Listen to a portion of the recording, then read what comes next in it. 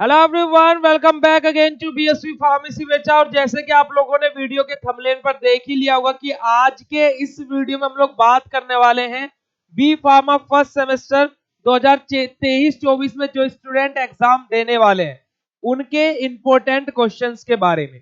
ठीक है, पांचों यूनिट के बारे में बात करेंगे और ये इंपॉर्टेंट क्वेश्चंस हर एक यूनिवर्सिटी के लिए इंपॉर्टेंट है।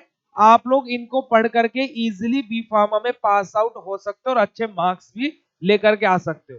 आज के इस वीडियो में हम लोग बात करेंगे इनऑर्गेनिक केमिस्ट्री के इंपॉर्टेंट क्वेश्चन के बारे में, जहां पर हम लोग पांचों यूनिट को कवर करेंगे।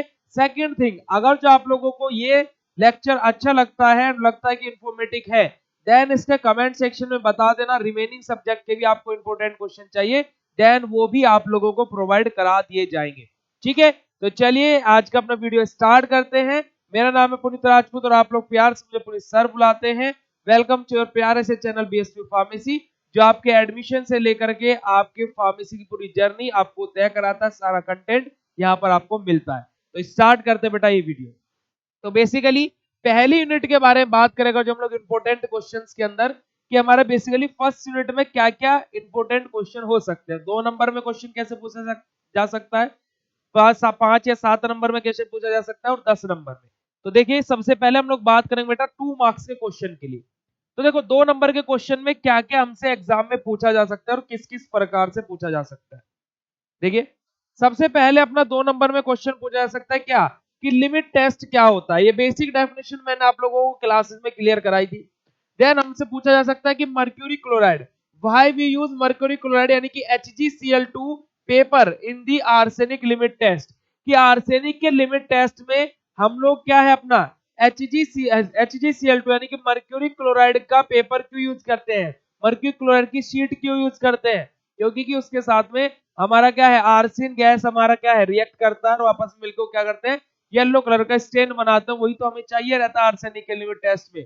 ठीक है, तो ये भी मैंने आप लोगों को पढ़ाया हुआ है। Why we not use Nessler cylinder in the limit test of arsenic, arsenic के लिमिट टेस्ट में हम लोग नेजल सिलेंडर का यूज नहीं करते हैं, ये भी मैंने आप लोगों को बताया था। और कमेंट सेक्शन में ये भी लिख करके बताना आर्सेनिक में कौन सा अपरेटस यूज करते हैं। ठीक है, why we add citric acid in the limit test of iron, हम लोग आयरन के लिमिट टेस्ट में सिट्रिक एसिड को क्यों ऐड करते हैं, इसका भी रीजन बेटा मैंने आप लोगों को जब लिमिट टेस्ट फॉर आयरन पढ़ाया था उसके अंदर बताया था।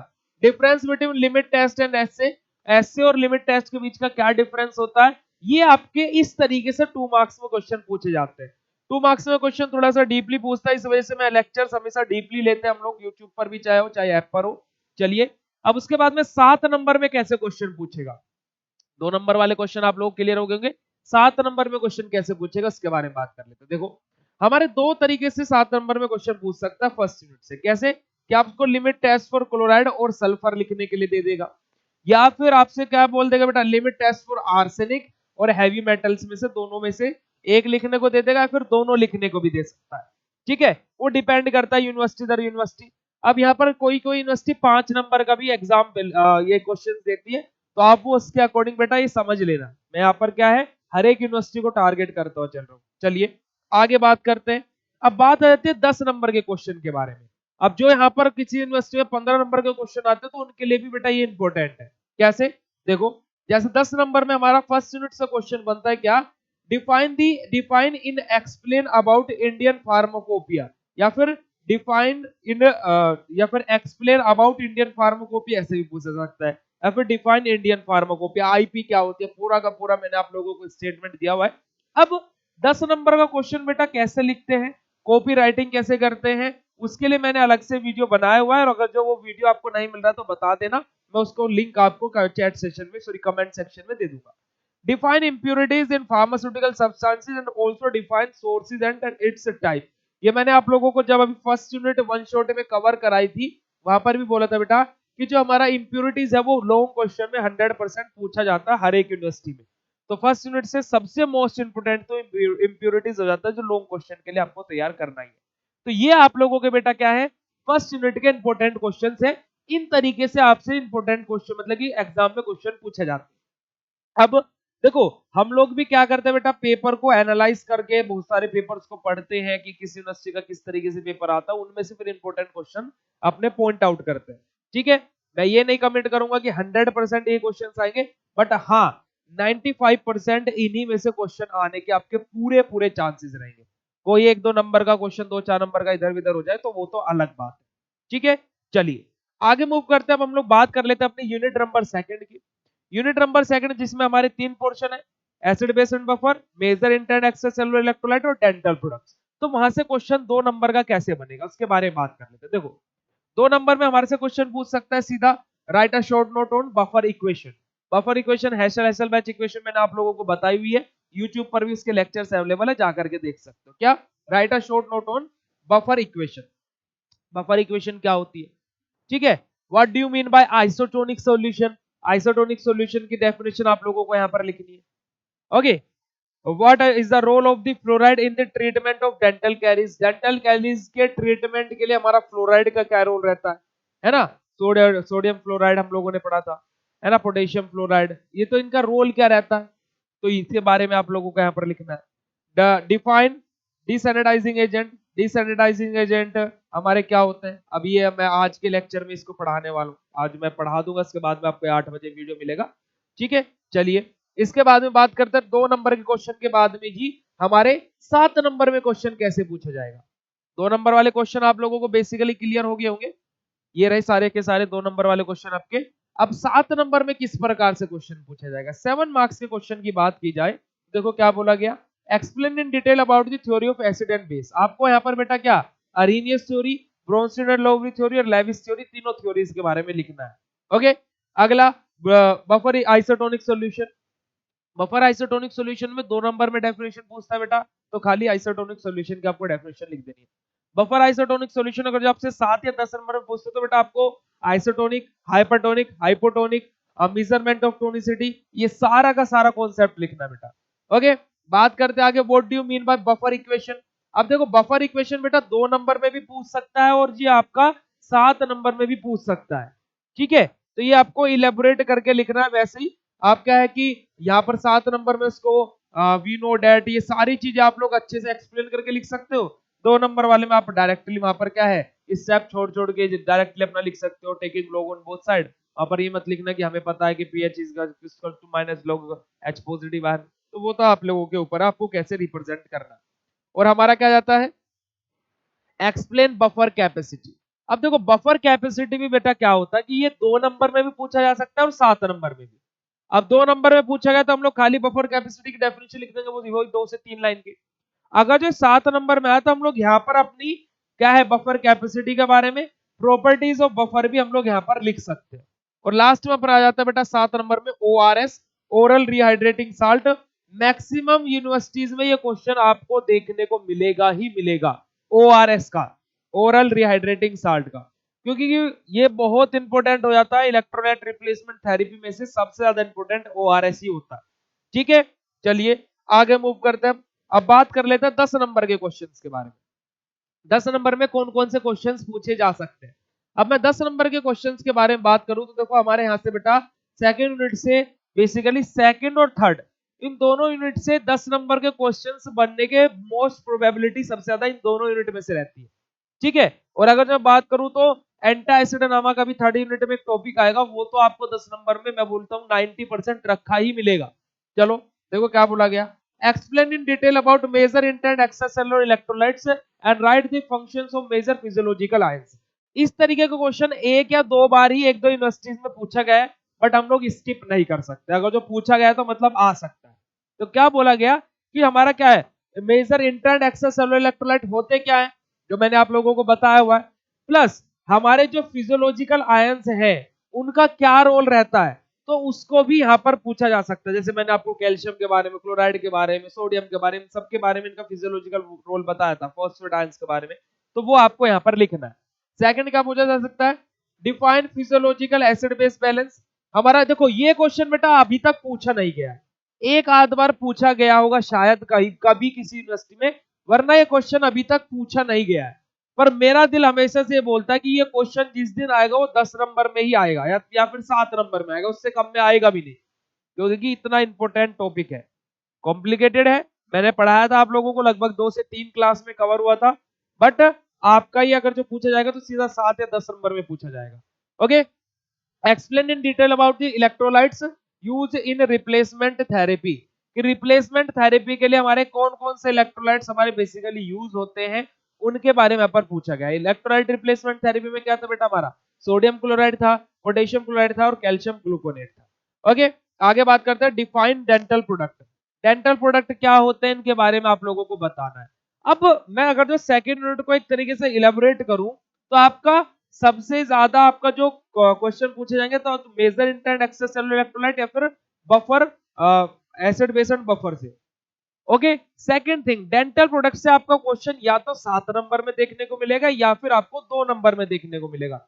10 नंबर में बहुत कम चांसेस रहते हैं, फिर बिल्कुल ही ना के बराबर चांसेस रहते हैं कि यहां से क्वेश्चन आए, और बहुत ही कम चांसेस रहते हैं कि यहां से क्वेश्चन 7 नंबर में भी आए।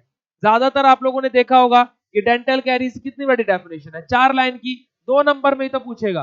डेंटल क्लीनर हमारे, है ना, हमारे डेंटल प्लेक ट्यूब, गैंगेवाइटिस, हर एक क्या है 2-2 नंबर की डेफिनेशन में पूछी जाती है। ठीक है, तो मैं आप लोगों को सारी चीजें बेटा इस तरीके से पॉइंट आउट करता चल रहा हूं कि आप लोगों को किस वे में पढ़ना है और क्वेश्चंस किस तरीके से आपसे पूछे जा सकते हैं। अगर कौन कौन से, मैं इसमें से भी बता रहा हूं आपको कि मेन कौन कौन से हैं। यहाँ पर डेंटल प्रोडक्ट लिखा, बट मेरे अकॉर्डिंग डेंटल प्रोडक्ट इतना ज्यादा इंपोर्टेंट नहीं है, पर कभी पूछा गया तो मैंने यहाँ पर इस वजह से इसको लॉन्ग में लिखा हुआ। ओके, चलिए आगे मूव करते हैं। आगे बात करते हैं हमारी थर्ड यूनिट के बारे में। थर्ड यूनिट इंपोर्टेंट क्वेश्चन में हमारी जो सेकंड को दो पार्ट में हमारी ये यूनिट बेसिकली इंपोर्टेंट हो जाती है। कैसे कि हमारा एसिडिफायर और एंटी एसिड, इन दोनों में से एक क्वेश्चन आने के चांसेस रहते हैं, और कैथार्टिक्स और एंटी माइक्रोबियल में से एक क्वेश्चन आने के चांसेस रहते हैं। ठीक है, बट किस तरीके से इस यूनिट से क्वेश्चन बनेंगे उसमें सबसे पहले बात करते हैं 2 नंबर के क्वेश्चन कैसे आएंगे। चलिए 2 मार्क्स के क्वेश्चन की बात करें तो बेटा कैसे पूछा जाएगा, देखो define aluminium hydroxide gel. Aluminium hydroxide gel जो कि एक एग्जांपल हमारा किसका, एंटी एसिड का, उससे क्वेश्चन पूछा जा सकता है। मैंने आप लोगों को ये तो ऐप पर तो पढ़ा दिया, यूट्यूब पर भी अभी जब हम लोग आगे कंटिन्यू करेंगे वो मैं यहाँ पर भी पढ़ाऊंगा इसको। ठीक है, explain detail hydrochloric acid, dilute hydrochloric acid यानी कि डाइल्यूट HCl के बारे में, ये एसिडिफायर का एक एग्जांपल होता है, जो कि इस तरीके से आपसे 2 नंबर में क्वेश्चन पूछे जाते हैं। ठीक है, कभी कभी ये भी पूछ लेता है कि राइट 2 एग्जांपल ऑफ एसिडिफायर या फिर right 2 example of anti acid, तो आप लोगों को वो एग्जांपल्स याद होने चाहिए। जैसे एंटी एसिड के एग्जांपल हमारे सिलेबस में क्या क्या दिए हैं, बेसिकली हमारा एल्यूमिनियम हाइड्रोक्साइड जेल है, मैग्नीशियम हाइड्रोक्साइड है ना, सोडियम बाइकार्बोनेट भी दिया हुआ है। वही एसिडिफायर के तो एग्जांपल कोई पूछने लगे तो एग्जाम में पूछ लिया तो आप क्या लिखोगे, डाइल्यूट HCl दिया हुआ है और हमारा अमोनियम क्लोराइड दिया हुआ है। ओके, ये तो 2 मार्क्स के क्वेश्चंस की बात होगी।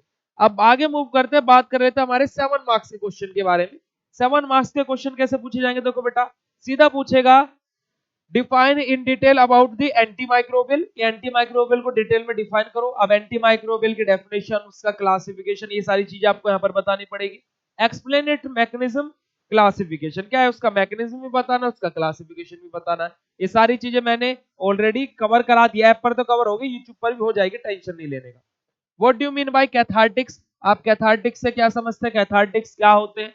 ठीक है, कैथार्टिक्स बेसिकली वो होता है जो हमारे जैसे कभी क्या है कि पेट साफ नहीं हो रहा है ना, कब्ज की बीमारी होगी, तो इन दैट कंडीशन हम लोग कैथार्टिक्स लेते हैं। कैथार्टिक्स 2 तरीके से, हमारे लग्जेटिव परगेटिव। लग्जेटिव हमारे माइल्ड कैथार्टिक्स होता है, परगेटिव हमारे स्ट्रॉन्ग कैथार्टिक्स होते हैं। सारा कॉन्सेप्ट आप लोगों को पढ़ाया जाए। चलिए आगे मूव करते हैं, 10 नंबर के क्वेश्चन कैसे पूछे जाएंगे हमारे यूनिट नंबर 3 से, उसके बारे में बात कर लेते हैं। 10 नंबर के क्वेश्चन के बारे में अगर जो मैं बात करता हूं तो देखो बेटा, explain in detail about antacids and it's ideal properties also. ये क्वेश्चन बहुत बार पूछा गया है बेटा 10 नंबर में, और बार बार मैं बोलूं तो बार बार पूछा गया एंटासिड से क्वेश्चन। कैसे कि what do you mean bye antacid, और हमारी क्या आइडियल प्रॉपर्टीज ऑफ एंटासिड क्या होती है। ठीक है, जैसे वो वाटर इंसोल्युबल होने चाहिए, इजीली एब्जॉर्बेबल नहीं होने की, कैथार्टिक प्रॉपर्टी शो नहीं करना चाहिए, सारी चीजें। Define antacids in detail with suitable example. अब आपको एंटासिड ऐसे भी पूछ सकता है क्या कि एंटासिड को डिफाइन करो सुटेबल एग्जांपल के साथ में, कि एंटासिड क्या होता है और उसके एग्जांपल के साथ में। अब आपको क्या है, मैं तो एल्यूमिनियम हाइड्रोक्साइड जेल लिखो उसके एग्जांपल में, सोडियम बाइकार्बोनेट लिखो, है ना, मैग्नीशियम हाइड्रोक्साइड जेल लिखो, है ना, मैग्नीशियम हाइड्रोक्साइड सॉरी, तो इनमें से आप कोई से भी एग्जांपल लिख सकते हो। तो यहाँ पर आप कोई भी 2 एग्जांपल लिख सकते हो। 10 नंबर में भी क्वेश्चन है, 7 नंबर में आता है क्वेश्चन तो एक एग्जांपल लिख देते हो। Okay, difference between acidifier and antacid, acidifier और एंटासिड में क्या डिफरेंस होता है, ये भी आपसे क्वेश्चन पूछा जा सकता है। तो मैंने इस वजह से आपको बोला था कि ओवरऑल 10 नंबर में क्वेश्चन आपसे एंटासिड से ही मेनली पूछा जाता है ना। मैंने बोला था आपसे कि एंटासिड बहुत ज्यादा इंपॉर्टेंट है। चलिए, होप सो आप लोगों को बेटा थर्ड यूनिट तक के सारे क्वेश्चन इजिली समझ में आ गए होंगे। आगे बात करते हैं हम लोग फोर्थ यूनिट। फोर्थ यूनिट के इंपॉर्टेंट क्वेश्चंस के बारे में बात कर लेते हैं कि फोर्थ यूनिट के इंपॉर्टेंट क्वेश्चन किस प्रकार से होते हैं। तो फोर्थ यूनिट की बात करूं तो ये हमारी क्या है बेटा, मिचेलेनियस कंपाउंड इस यूनिट का नाम है। इसमें बेसिकली 5 टॉपिक है हमारा।